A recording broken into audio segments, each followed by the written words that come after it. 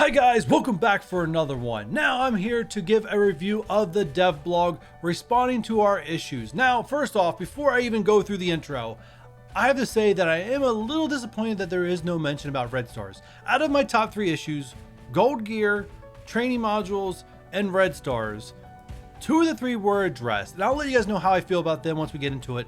But red stars not addressed. You guys let me know down in the comments down below. How do you feel about them not addressing red stars? And with all that said, if you guys are ready for it, sit back, relax, and let's get into it.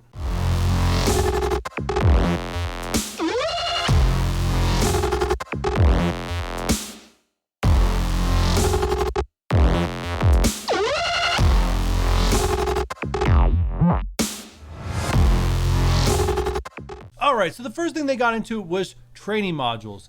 Now, a lot of good stuff here, and let's get into it with one takeaway that I'm not so happy about, but once again, they're a business, and I get it, and it is something that we can overcome, but let me get into this. So first off, they're going to increase training modules by a lot. With a likely amount of 800,000 XP available through training modules alone being introduced into the economy every month, is most likely going to help eliminate anyone who has ever had a training module bottleneck, giving it back to gold as the true bottleneck to level up your character. Now, gold also was another thing not addressed in this dev blog. Obviously, they want that bottleneck to stay in place. It would be nice if they did increase the gold orbs, just because of the simple fact that they increased them after a while when they introduced gear tier level 14.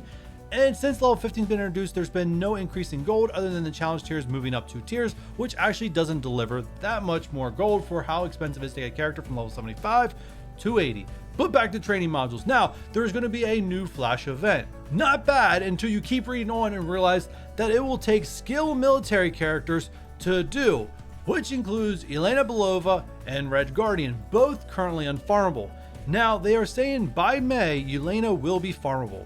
Well, actually, they didn't use the words farmable. They said her character shards will be more accessible before the first run of the event, but yet no mention of Red Guardian. Nice, we're getting one character, but what about the other one?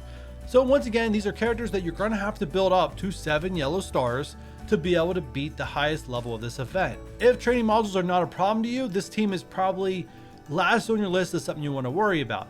If training modules is a problem for you, this team is going to be very high on your list to want to build up. Now, I know they're not a great team, so it's obviously people didn't really invest in them, so it made an obvious choice for the devs to pick them, just like how they picked characters for Phoenix for a legendary event back in the day when they didn't have a team newly released for Phoenix. Alright, but they do mention some reworks to skill military, or they have an article here about skill military, and we'll get to that here in a little bit later.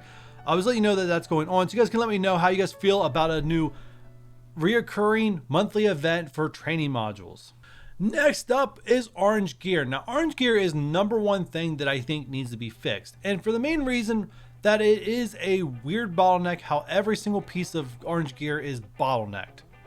Now, it's a bottleneck that a lot of players are not experiencing, and it's usually only a select few. Either you're a whale who has bought G15s, so you know, I can pick on the whales, but this is actually bigger than a whale problem. Or you've leveled up a lot of characters to gear tier 14 and now struggling on some of the catalyst parts to actually build your characters to gear tier 15. So they're basically going to try to double the orange gear economy. And some of the ways they're going to do that, they're going to double, I'm going to read this straight from here, guys. They're going to double the spirit basic catalyst and daily objectives. So if SPCs is a problem for you, hopefully that helps you out. They're going to double the rewards in the relic hunt, not the rewards you get for first time unlock, but the rewards you get every month that you auto it, maybe complete a new level. However, they're going to increase it. So it does bring more value to your hand characters. In the past, I've said relic hunt is probably the last thing you want to achieve content wise. If you're someone who wants to unlock content just because of the value of it. Does it make it more valuable? I'll wait till see when it rolls back around to give my opinion on it. They're going to double the superior basic catalyst, stat catalyst, and orange gear in the raid store, which I'll get into a little bit later on that one, and add additional row of orange gear in the raid store. Now, I'm telling you guys right now, reading through this, I would immediately start saving your war credits. If you're someone who buys G15s with your war credits, start saving them and save your raid credits, right? Because the value of behind pieces you can get per credits, it's worth saving for and then spending hard and maybe even refreshing stores once this time has passed. So first, let's look at the main supply store of how they're going to increase orange gear. So the first thing is Superior Basic Catalyst is going to go from, if you're someone who spent for them, right, they cost 240,000 gold for 5 pieces. That's going to increase to 20 pieces. That's a lot of SPCs if you're someone who's short on SPCs for the value. So definitely going up hugely in value. This is not something I typically do buy from the store, as I'm not really short on Superior Basic Catalyst, but I could see where this could be a problem in the future. Next, they're going to increase 60% value on Origin gear in the supply store. Right now it costs a little more than 32,000 for 1 piece. They're going to increase that to 60,000 for 3 pieces. So yes, you're getting more pieces for more value, but it's going to cost you more in one go. Something I'm not too crazy about is someone who budgets their gold every single day to the high roller milestone. This is going to dig into me leveling up characters, but again, if I do get these gear pieces at a faster rate, maybe I do save over time. So it's a positive, right? It's just short term, I'm going to be a little blocked on leveling up characters. I think I'm okay for the exchange. And then 100% more value on stat catalysts. These are your focus catalysts, your damage catalysts.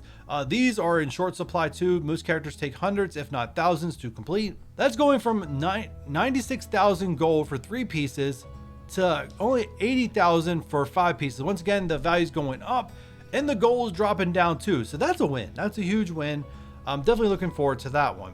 And lastly, the G15 pieces. And this is where I really say save your war credits. If you're spending your war credits on G15s right now, stop. Just stop. Because right now you can spend 1,400 war credits to get 2 pieces. After this rework, you can spend 1,400 and get 4 pieces, doubling your amount. That's why I say save, because right now I'm running out of war credits, so I'm all happy. I'll be saving up waiting for this change. And lastly, the main store, where it now costs you 50k for 1 piece. It's going to be increased to 70k for 2 pieces. Once again, better value, getting more at once, maybe making it worth spending that 50 core refresh. Now, one call out, it doesn't specifically say which patch this is going to go live on. A lot of these updates, they say what patch they're going to go live on. So this is unclear if it's going to be the next one or the one after that. It seems like most of the stuff, that's where they're aiming for. I'm hoping it's the next one and not the one after that, because that's another 5+ weeks we're going to have to wait. Next up, raid milestone rewards. Again, they're just elaborating on what they're going to do. The one big call out here is that if you're someone who's running U6 or U7, do not expect to clear this new milestone challenge, as they specifically write right here. Furthermore, there will be top tier milestones specifically designed for Doom raid progression with exclusive rewards. Now, if you guys are not familiar of raid season points, there is a large gap between U7 difficulty 5 and Doom raids. It's huge. It's more than tripled, quadrupled. Like it's huge. So it means they've done the math. At least let's hope they did the math. And it's going to take us some time to actually clear this milestone off. And it could be designed that you would actually have the 100% Doom raids every day of the week. Just saying, they could have done the math that well. And at least in this one, they're saying they're hoping to have it live by the end of March. So very, very soon. I'm interested in anything more. I think if they, for some reason, take away awards you can achieve right now with the current milestones at that level, that would be a bad thing. I'm probably going to try to grab some screenshots of the rewards as soon as the next season kicks over to see if they do take anything away, because I think that will be bad if they actually take away and then spread it out, making it harder on players than what it was on me when I was doing U6 or beginning of U7. So before I move on to skill military characters, I just want to say that was it. That's pretty much all the issues they addressed. After that, it's a couple bugs, which we'll get into. So very disappointing. I was expecting after 3 weeks for it to be a very long post, very in detailed, going over a lot of different complaints, and it was very lackluster. So I'm not a big fan of how the anticipation of going up to this and then just the shortage of information. So I was a little disappointed by that, but I am glad that some concerns are being addressed. So some positives, some negatives. But let's get into skill military characters. And basically what they're saying here is that they understand that people that invested in them, they're not working as advertised. I find this as a whale problem, but again, if people bought something and were expecting something and you didn't deliver on the thing you promised them, I do get that. So they are going to work on, they're not saying exactly what's going to be reworked, they're saying that they're currently evaluating them, these characters, and Black Widow's getting the military tag, which means Black Widow could end up joining the skill military team, which is great in my opinion. I would love to use her there, maybe kick Merc Soldier out or something like that, I don't know, but just an awesome overall that Black Widow is going to be joining Yelena in Red Guardian. I think maybe it's something that they've always planned on doing when the movie got released. Just that the movie just keeps getting postponed, and who knows if it's actually coming out in May. Technical issues, Thor's hammer. They think they identified the problem and it's getting fixed. So if you guys are experiencing that, congrats. It will be better for you next patch. Buffs not expiring when intended. So when, things are supposed to expire on the little icons and don't, that's supposed to be fixed by next version. Arena exploit. They don't go into many details here, but they're saying whatever fix they have in place is going to happen next patch. Just a little caution, guys. I'm going to caution right now before you get all excited. Be careful before you get excited, because sometimes when things get fixed, it causes another problem. All the things that I can think of that solve this problem would create another problem. So if they get rid of slingshot, could it create more of people being able to lock their position? If they're able to get rid of people locking their position, does it create more chaos of slingshotting? Because those problems to me are interchanged. So we'll see what happens here. In the fix that they tend to take place, but I wouldn't celebrate until we actually see it work to make sure it's working as intended or it doesn't create a new problem that people can exploit.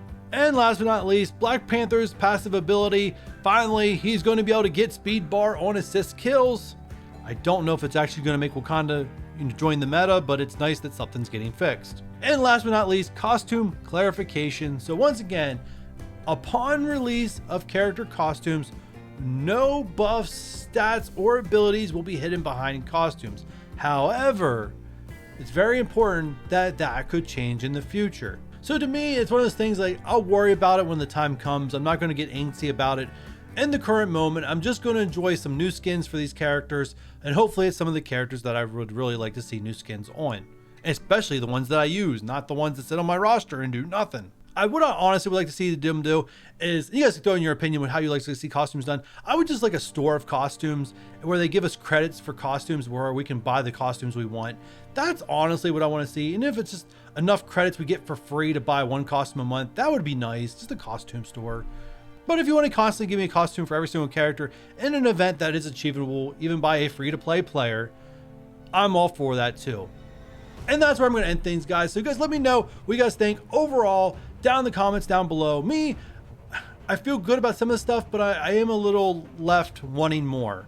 And that's just because they waited so long, 3 weeks, to give us this, and it didn't really cover as much as I expected. But with that said, if you guys enjoyed this one, hit that thumbs up button. If you're new here and have not done so already, hit that subscribe button. And if you do not want to miss the next video that I release on my channel, which I don't even know what it is at this point, hit that notification bell. And with all that said, I'll catch you guys on the next one. Bye.